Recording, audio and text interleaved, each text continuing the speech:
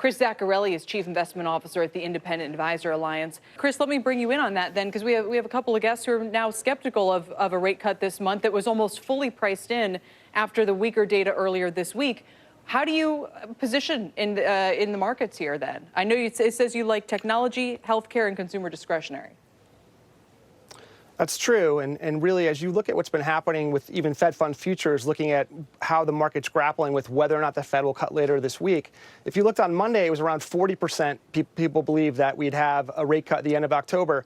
As of yesterday, it was up to 85% after those two really bad ISM numbers. And then today, after the jobs report, not as bad as expected. Maybe that's come down a little bit. I want to say right before we went on air, I was looking, we were around 77%.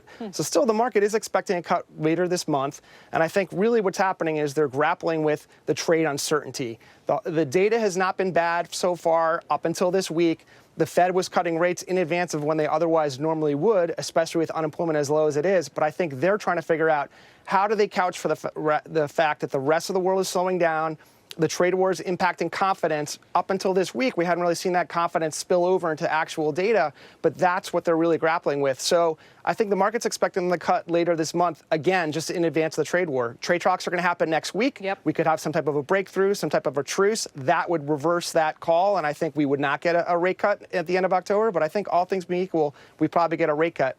All right. As far as the areas that we're looking at in technology, healthcare, and within consumer discretionary, we're trying to be selective. We're looking at specific areas. It's against our policy to mention specific names, but we're looking within medical device manufacturers, software and services, and also within consumer services. And we think there's a lot of value there given the risk-reward setup that we have right now. Guys, thank you all. Appreciate it today. Joe Lavorgna, Chris Zaccarelli, and Bryce Doty.